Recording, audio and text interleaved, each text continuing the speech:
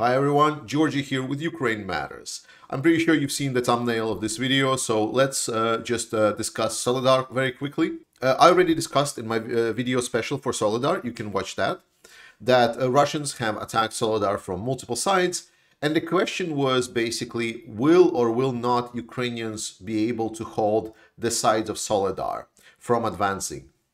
Despite Russians advancing through the city, that advancement was somewhat slow, and Ukrainians had positions in the city center of Soledar. And if you remember, Soledar consists of three big areas. Area number 1, area number 2, area number 3. Let me just quickly switch to the satellite map just so you see it very clearly. Yes, there we go. So you can see a lot clearer where the big kind of urban locations are. And from that area, Ukrainians were thinking, okay, if we can hold on to the middle part and we can protect the sides of the Solidar from collapsing, then we can actually hold the city. And hence there was a lot of discussion about the fact that the fighting in Solidar still is going on and everything is going to be fine. However, this didn't turn out to be the case. The Russians were more successful than Ukrainians at holding, and they advanced from both sides of Solidar, on the southern part more successfully than on the northern part. But it was still more than enough.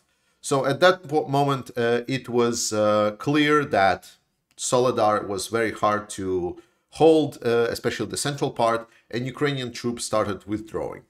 The withdrawal was organized. I know that some people are considering that there was some kind of encirclement and whatnot, but none of my sources are discussing that there was any kind of major encirclements in Solidar.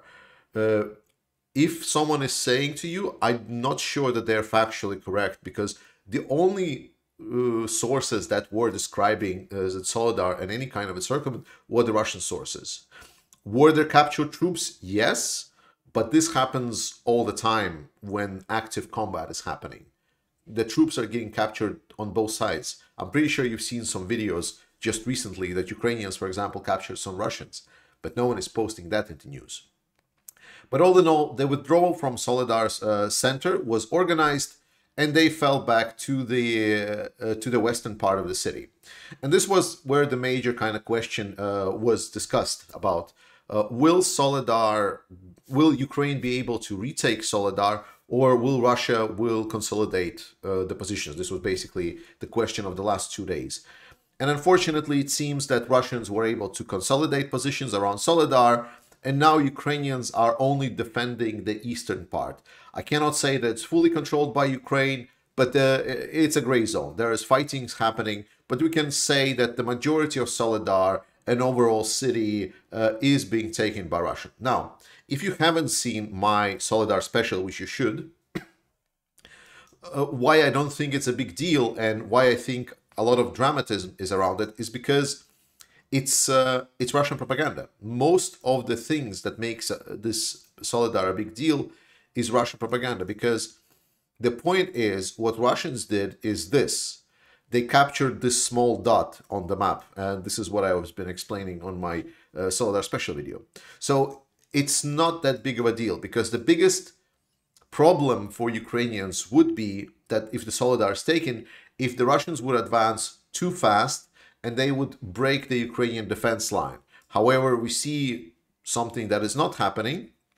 Ukrainians were able to consolidate their defense lines. So now Russians basically have a new defense line to breach. So nothing was crushed. The defense line still holds. Bakhmut is fine, which is important. Again, when you say, when is Bakhmut not fine? Right now, there is only kind of one settlement that is left. It's Krasna Hora. I know that people also say about Paraskovivka, but they kind of come close together. So I always consider that just kind of the same point on the map. That's why after that we can say that Bakhmut is still okay, because remember, there are still two roads that lead of Bakhmut, southern road and like kind of western road. That's the Bakhmut situation. Around Kremina, we have the situation, news that Ukrainian troops are advancing closer to Kremina, but there is no details. We've gotten some videos about heavy fighting somewhere in the Svatove area. in the forests here. Not sure, it was somewhere from December, as far as I understood. We know that Russians are continuing their attacks around Vodiane and Opytne, around Avdiivka, but all of them are being repelled. And we also have some activity that's being reported on the south side, which is around Novopil and Mirne and Rozhanka. I will talk more about Soledar in this video, but first, a word from a sponsor of this video. As you guys know, besides being a YouTuber, I also have a day job where I work as a data governance specialist. And that is exactly why I'm so happy that Atlas VPN reached out to me to support this channel with a sponsorship deal for today's video. I'm pretty sure you've heard about Atlas VPN before. They are quite prominent working with YouTubers, and they offer some really nice stuff. The ability to go around region blocks while watching some series on your streaming services, that is really nice. Something that I found out recently and I'm going to be using more is the ability that you can beat price discrimination based on your location when you're doing online shopping. That is all nice. But for me, as a data governance specialist, the most important thing is obviously the data security that Atlas VPN provides. There is no silver bullet for your data security. It's always about layering the different security aspects, and Atlas VPN provides that additional layer, or maybe an initial layer if you never thought about data security. It allows you to block unwanted malware and links, which I gotta say, I'm getting a lot of those all the time. So thanks Atlas VPN from the actual personal experience. Guys, you should check it out. You should go into the links in the description. It's pretty nice. They have a great deal right now that you can subscribe for, save a lot of money for it. Really nice stuff. Thanks Atlas VPN for supporting this video and supporting this channel. And let's get back to the original message. Let's talk about what loss of Soledar or gaining of Soledar has brought in for Russians, so they feel motivated. Because we've heard a lot about Soledar, that it's this major objective for the Russian military to capture and gain basically a victory over Ukrainians. But let's see what actually has been achieved. There are two things that loss of Soledar complicates. First things first, losing of Soledar obviously allows to continue and maybe cut off this northern part of Bakhmut. We discussed as much. So now Bakhmut is threatened. Second part, Soledar technically could allow movement upwards. So, and movement upwards towards Siversk would be a little bit problematic for the Ukrainian military, because as much as they want to, for example, advance Bilohorivka and Dibrov and so on, they were also dependent. Right now, there is, what is it called? The Bilohorivka-Spirne line, which is here. That is basically the front line. And essentially, if Russians will take Vesele and get over the hills here and get to Vyimka, then they will be in position to essentially sabotage this Bilohorivka defense line, which would be uncomfortable, and then Ukrainians would need to retreat back to Siversk and consider even if it might go even worse and they would need to fall back a little bit left. However, the terrain up north is quite problematic for the Russian army to advance through, so it's not going to be a cakewalk for sure. And Ukrainians have been reported already sending in troops to reinforce their defenses, which is kind of major when you think about this. So we can say that right now there is no direct threat up north from Soledar. There is some threat towards cutting off some supply lines from Bakhmut, but not yet.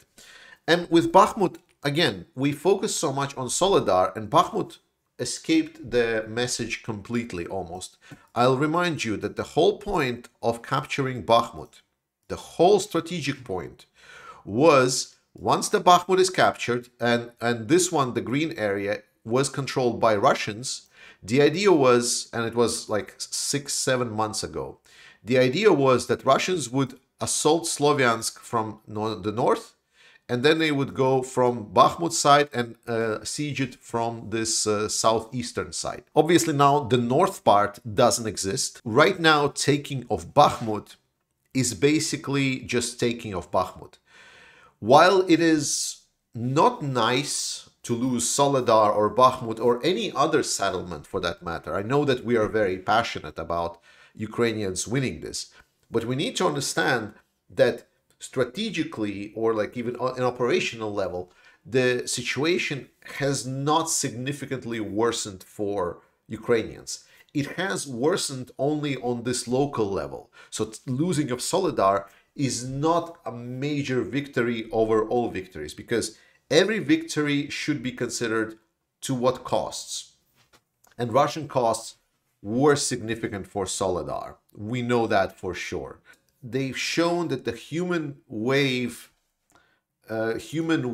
strategy or tactic, rather, can work. And this is kind of, you know, one of those, like, if you did something stupid and that stupid thing just happened to work out, and then you can make a fallacy to assuming that you can just do it forever. Because the problem of the human wave tactic, we've discussed this in details, and go watch the stream recording if you want, it's not sustainable. Then there is the argument saying that, hey, by the way, did you know that Donbass, there is actually like no settlements and no defense lines for Ukrainians beyond Bakhmut and Soledar? I've heard this argument recently, and I just want to tell you it's completely untrue. That is just false, because every single one of you can just open a map, switch on the satellites, and look at where he sees green and where he sees gray. So the thing is, if we put it simply, going over green for the most part is easy, going over gray for the most part is hard. So when we look at the Bakhmut, for example, at Bakhmut, we know that we discussed this quite well, that if Russians were just to want to go through gray, very, very hard. So instead, they try to go over green and maybe a little bit of gray. And if we just look at Donetsk region that Russia supposedly wants to capture, let's look at these villages. So here we have Konstantinivka. This is also within Donbass that Russia wants. It's comparable to Bakhmut in size if you want. Then we have Drushkivka, which is also about comparable. Then we have Chasiv Yar, which is probably comparable. It's like, let's look at Soledar. And then let's look at Chasiv Yar. Yes. So Chasiv Yar is like essentially another Soledar over here. Then we go into, well, this was already Kramatorsk, Sloviansk. And I mean, Sloviansk, Kramatorsk, both of these are larger than Bakhmut. And you will see something interesting. They're very close to each other. So this is a massive defense position. And guys, this is fortress. Whatever Bakhmut was kind of like its own separate area. When we're talking about Sloviansk, Kramatorsk, if you look closely and see the gray, you will notice that all of this is basically a chain of structures and cities that are put together. Now, if this looks like a fortified line to you, it's because it is.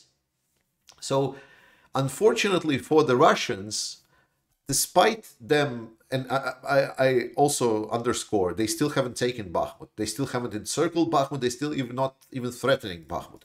So even if they want to just take Donbass, I know people have disputed that maybe they don't want to take Kiev, they just want to take Donbass. Going over Donbass is really hard, because going over the gray areas where the buildings are is hard. That is one thing. Then the second part. I will switch here to live UA map because it's just a little bit clearer. So this is, we're looking at the Donetsk Oblast here again, but now it's on live UA map. And remember, like every time Russians try to cross any river, it's a big problem, and it's always goes with a lot of casualties. So river is blue, and like water kind of word fortification, or not fortification, but the challenge to cross water is blue. Now, if you look closely enough to this Donetsk Oblast, not just there is a lot of cities, but you notice there is also a lot of blue. Let me enlarge. And you see that there is a lot of rivers, there is a lot of lakes, there is a lot of places that are quite tough for the advancing army to cross.